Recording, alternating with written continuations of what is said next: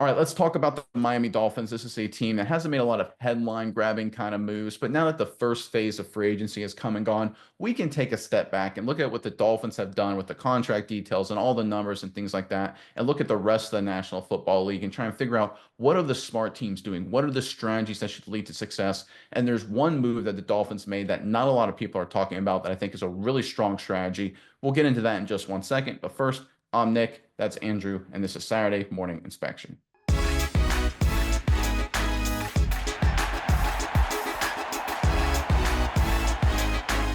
All right, going into this offseason, the Dolphins were in a little bit of a cap, I don't want to say cap hell situation, but it wasn't a great salary cap situation. And they had to let a number of good players go, especially at the safety position. But they kind of retooled with a really smart strategy. So let's go ahead and refresh everyone with the moves they did make at the safety position.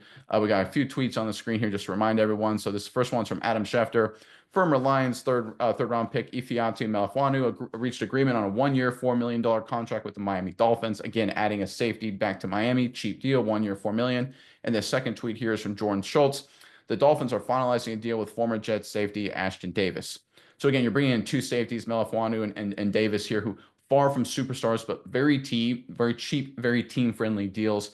Obviously, the Dolphins have had big name safeties in the past, Pro Bowl caliber players. That has definitely changed. But it looks like when you compare what the Dolphins are doing with the rest of the NFL, it's a really great strategy. Let's pull up our first table here. This is courtesy of overthecap.com. Their numbers, their analysis, great website. Highly recommend you check them out. Follow them on Twitter, whatever you need to do here.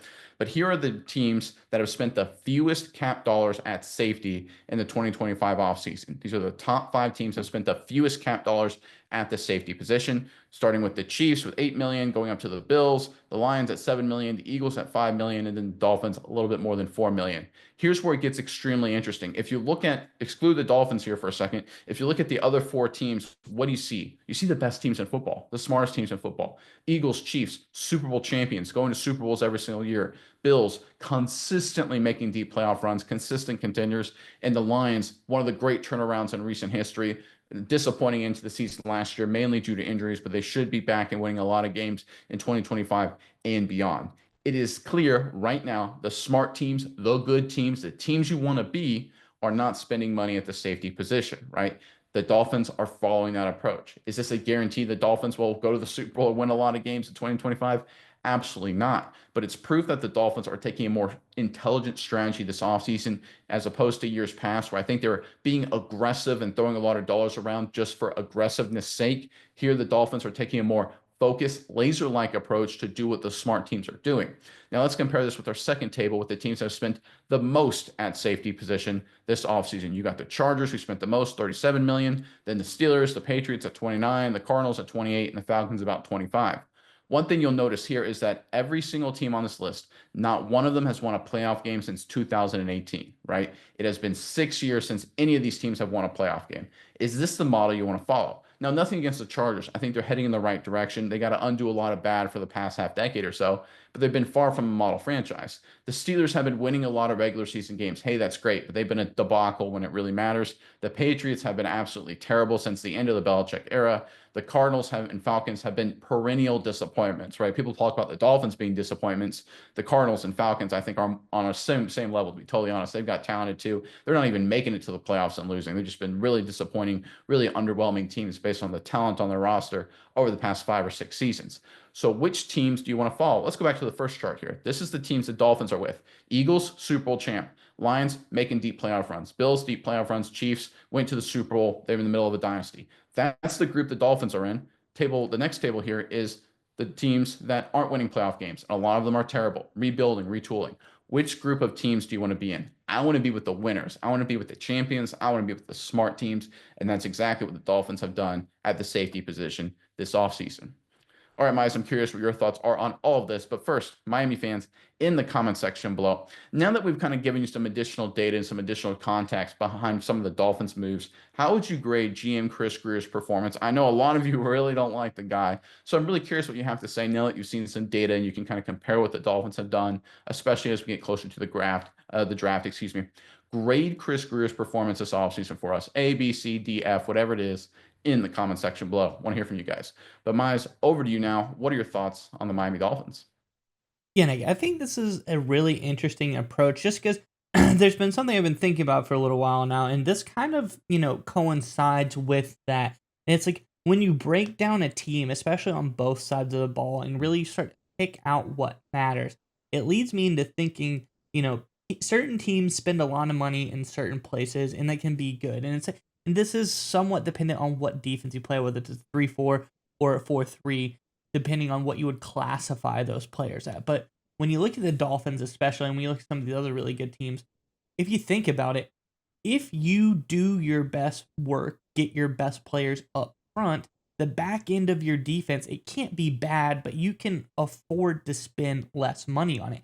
If you have great corners, you shouldn't have to have, some of the best safeties in the league. You shouldn't have to spend tens of millions of dollars on the safety position.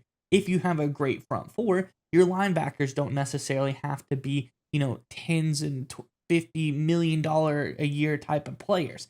You can really get, focus on the front part of this team and do some really good work. Same thing if on offense, if you focus on your offensive line, you don't need to go out and buy the top tier running back in free agency every year or get a first round draft pick. That's something else you can see specifically with the Kansas City Chiefs.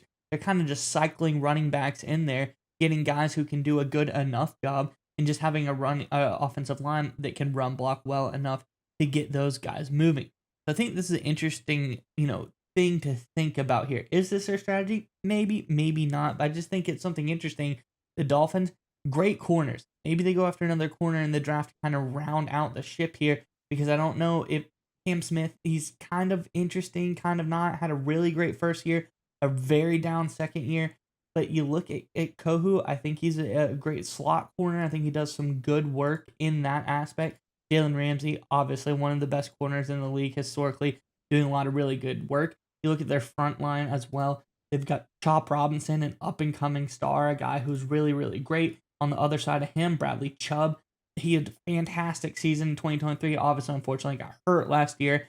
Then you got Phillips in the middle, who's done some really great work at times, as well as Zach Sealer. So their front four, that's a solid group. But then you jump to the back, guys that have bounced around. Tyrell Dodson has done some interesting stuff, but you're not the top money of the league. Jordan Brooks isn't someone who's getting paid like, the highest paid linebacker in all of football. The back end and then the front end, I think there's an interesting strategy where if you build up those key positions up front, you can afford to save money in the back. So I think it's an interesting strategy. Might be some merit to it. Might just be me hallucinating and looking at things on the screen that don't make sense. But I'm kind of seeing a trend here. And when you look at some of these other better teams around the league, it's an interesting path to follow as well.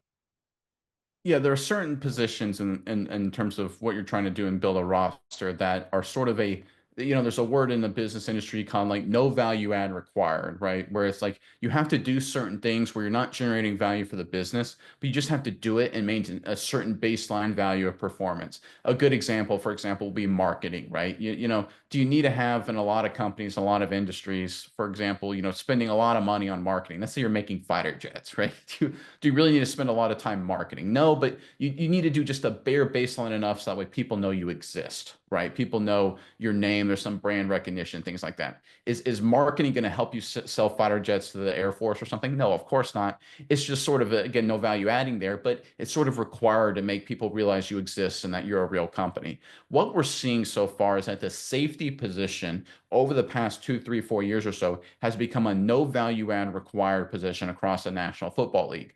You got to be great in the front four. You got to have good linebackers. DBs in terms of corners are critical. Nickelbacks critical. Safeties in terms of having elite safeties, it doesn't really lead to success. There's no correlation there. The best safeties, the worst safeties, all over the map in terms of what actually leads to winning playoff games and winning championships. So it's sort of a no value add required. You just have to have a basic baseline level of performance at the safety position. And that's what the Dolphins have done this season. Ashton Davis is a top 30 safety in the NFL according to PFF in 2024. That's good. That's a baseline level of performance. Is it a star? No, he's not a top 5, top 10, or top 20. He's, I think, 29th in the NFL overall according to PFF, right? Again, not bad by any stretch of the imagination here, but just, not the most elite guy. You look at Melifonwu here, he was kind of inconsistent. He got the most snaps in his career in 2023. He was actually a top 10 safety, but he wasn't playing a whole lot of football, so that's not really a great comparison necessarily. He's been a little bit all over the map in terms of his stats and how good he is, year in and year out. So he's got more of a high potential, high ceiling, low floor kind of guy. But if you look at it in aggregate, he's okay, right? And I think that's what the Dolphins are going for. They realize that the safety position is a no value add required, right? And I know that a lot of people are gonna be like, what are you talking about? It's really important. I understand you don't want to be terrible at it, but that's all that matters. Just don't be terrible at safety. If you're okay, if you're competent, if you can have some flexibility, move guys in and out of the box, do different things in your coverage, and just not give up disastrous big plays and make open field tackles, that's basically it, right? The best safeties in football don't lead to championships, right? That was sort of the way it was, maybe in the mid 2000s when you had the Brian Dawkins and the Bob Sanders of the world, right? The Rodney Harrisons with the Patriots, right? That's what it took to win championships. Great safety play. That is Ed Reed with the Baltimore Ravens. That's not what it is anymore. Now, if you have a great safety, okay, you take it. But the reality is you should not be spending a lot of money at the safety position. The smart teams aren't doing that. Chiefs aren't doing that. Eagles aren't doing that. Lions aren't doing that, right? You don't want to follow what the dumb teams are doing. The Patriots are spending a lot of money at the safety position, and they've been terrible the last 5 years. The Arizona Cardinals are a massive disappointment every year. They've been spending a lot of money at the safety position. The Chargers haven't won a playoff game since 2018, and they're throwing money at the safety position, right? Now, I think the Chargers, they're trying to unwind a lot of bad stuff, so I don't want to put too much blame on the new Chargers regime. But the reality is, over the past 5, 6 years, the Chargers have been mediocre, right? Do you want to do what the mediocre teams are doing, or do you want to do what the smart teams are doing? Me, personally, I want to do what the smart teams are doing.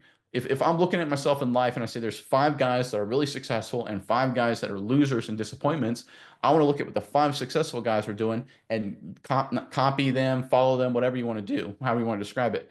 If you're in that mindset that says, well, I want to do what the losers are doing, you're an idiot or a loser. Don't be losers, don't be idiots. And that's exactly what the Dolphins are doing when it comes to the safety position this offseason. It's a really good approach to take, and it's a smart plan. Again, like I said in the opening, will it guarantee Super Bowl championships? Will it guarantee deep playoff runs? No, right? It's sort of a margin thing to think about. But the reality is it gives you the better chance of success when you allocate dollars in a smart manner at the right positions. And that's exactly what the Miami Dolphins have done here.